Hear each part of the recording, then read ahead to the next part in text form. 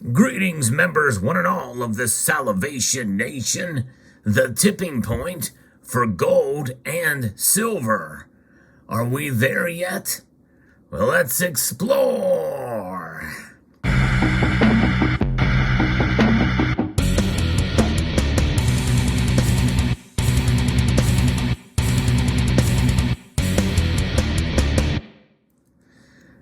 When you hear that term, or that little phrase, tipping point, likely you would correctly infer that that means that we're about to see gold and silver skyrocket in price.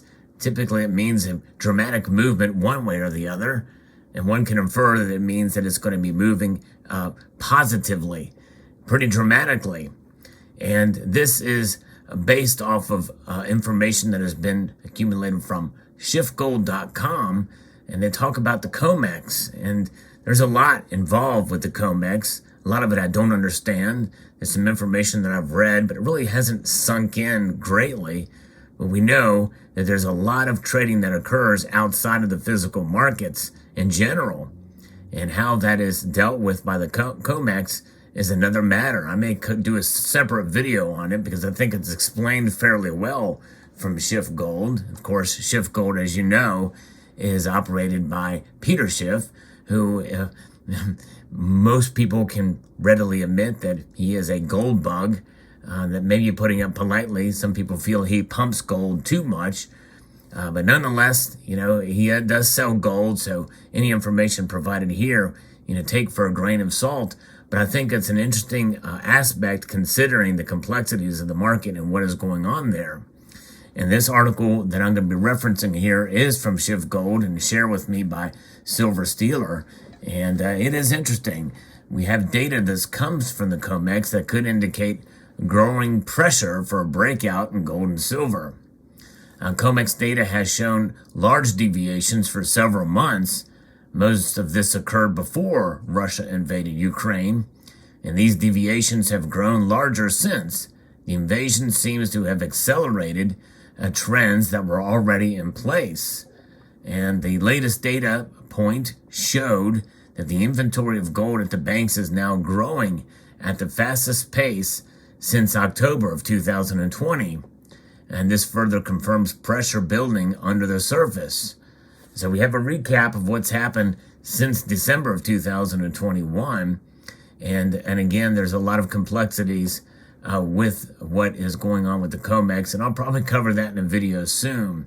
But December was the second largest delivery volume since the summer of 2020. And remember what happened then, that was under the pressure from the coronavirus and the like.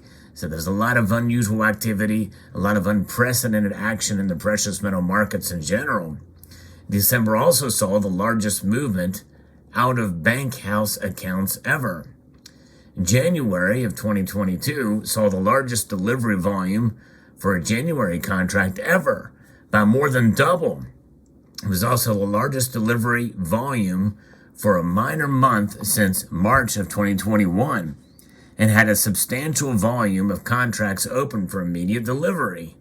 February saw the largest cash settlement of delivery contracts since 2018, and it also showed that the COMEX vaults losing inventory in 10 of the last 12 months.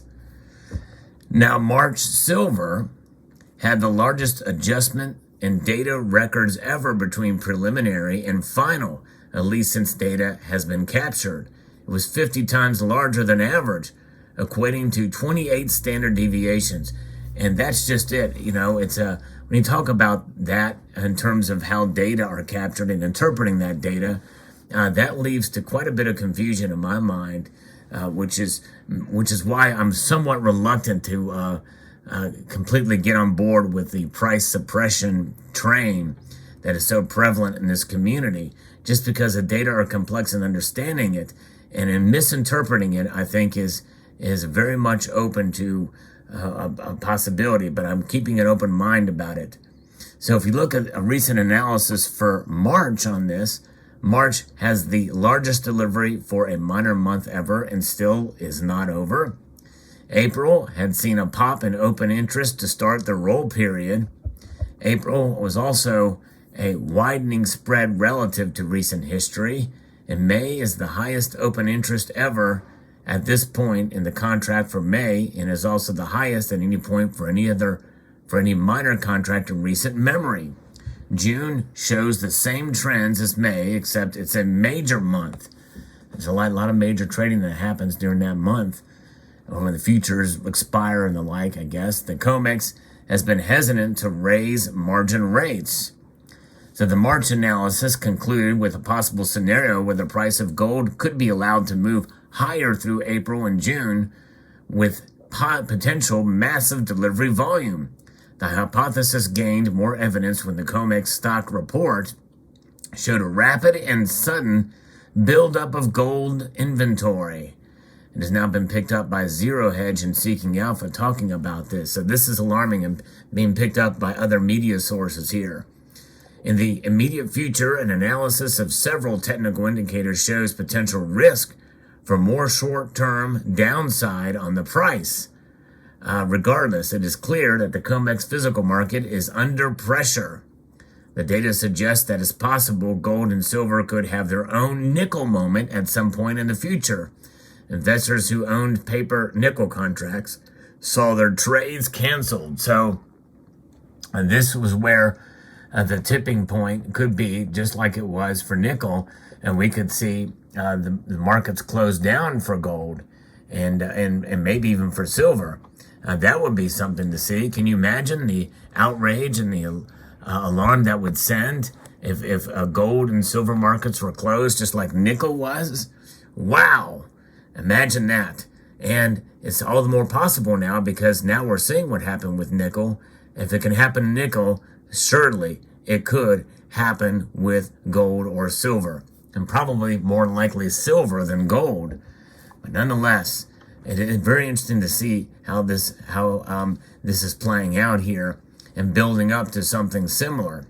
Astute long-term investors should take advantage of current prices and availability to accumulate more physical before a potential market squeeze. Now, that's obviously, that sentence is playing on the fear of what the previous paragraphs have talked about here. I caution against that. I caution to do your own due diligence and have your own understanding of what these markets are and what's going on there. We'll try to make some sense of it maybe in a future video, but I do think, at least from what I've read and what I've seen recently, kind of my research, there is a lot of activity happening in the COMEX markets for sure, and even elsewhere. And gold and silver, in the physical form is the way to go to protect yourselves for economic instability.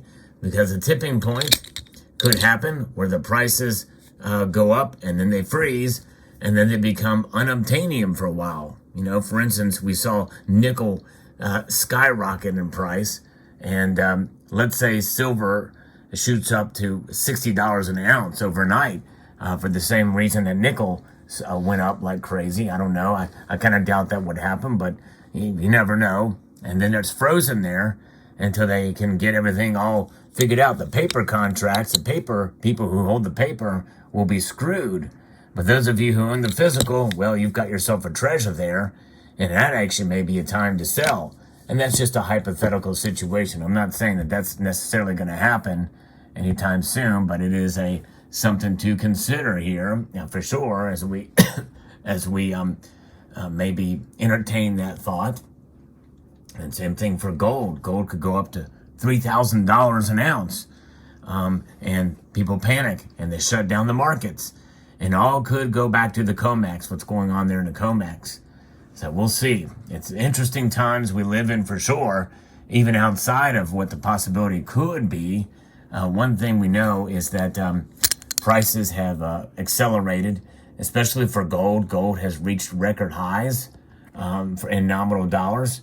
And likely it is going to continue climbing as we march our way through this situation with inflation, food shortages now potentially coming here, and also the inflation that continues to rear its ugly head, and the invasion of Ukraine. And those stories are not going away anytime soon. But you know what? you and we're not going away anytime soon either. We're here. We're going to stay here. And we're going to continue to accumulate and hold, at the very least. And that is what is going to help protect our wealth in the long term. So thanks again to Silver Stealer for sending this article along to me. Very interesting indeed. I would like to extend a multitude of gratitude to you all for taking the time to watch this video, and to encourage you to please rate, share, comment, and subscribe.